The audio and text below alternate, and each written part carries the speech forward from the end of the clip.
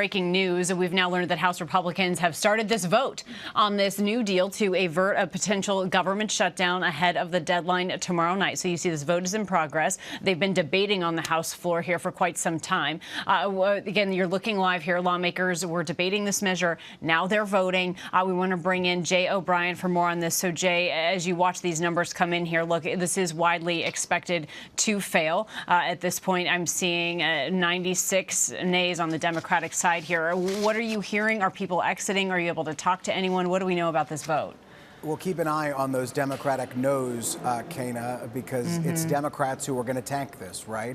And keep an eye, by the way, on how many Republicans vote against it as well. But the reality is, because of the way that Republicans brought this to the floor under what's called suspension of the rules, it needs 2/3 of the House to pass, and that requires a serious chunk of Democrats, 80 or so.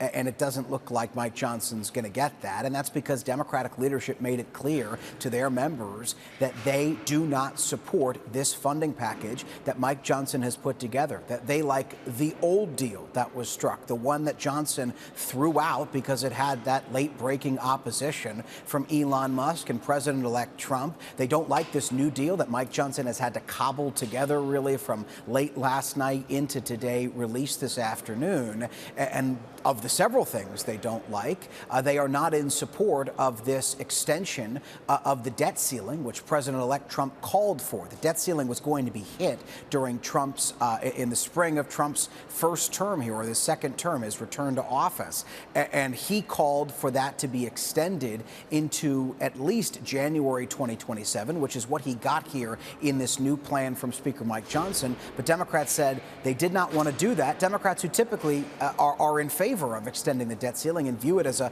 political cudgel often used to give Republicans what they want.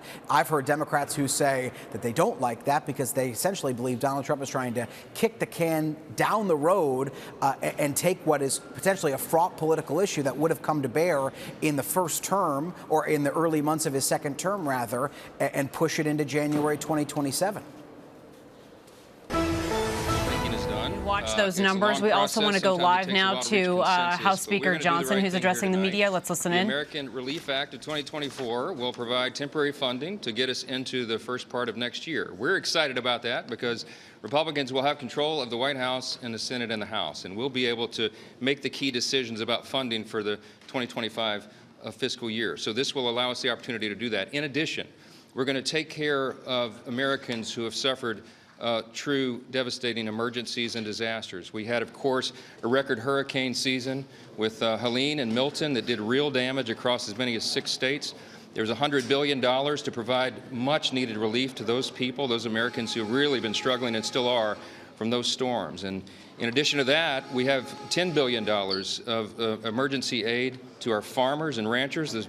Many of the small farms in America are on the verge of collapse, primarily because of Bidenomics and inflation, the high cost of inputs and fertilizer and seed and everything that they need to keep those farms going. And they've had 3 lost years in a row, some of it because of drought, a lot of it because of the economics of it, and it doesn't make sense for lenders to provide them funding anymore. And so this is a stopgap measure to save those farms, to save food production in America, to ensure that we have that diversity in the marketplace, and our food supply is directly related to national security. So it's a very, very important thing for both parties to do, to provide that aid. We also have a clean extension of the Farm Bill, a clean extension of health extenders that are necessary, and a couple of other details. Everything that I just told you was negotiated in a bipartisan fashion.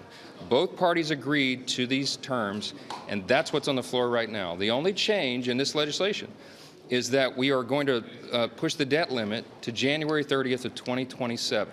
We will push it beyond that, or to that time point, and that will allow us to do the important work of governing in the new Congress.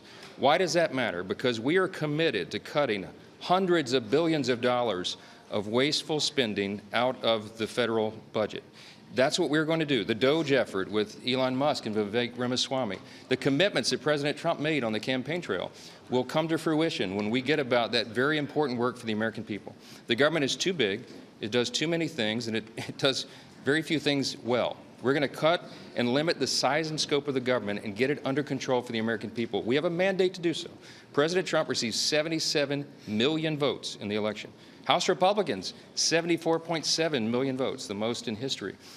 We know what we are to do. We're determined to do that.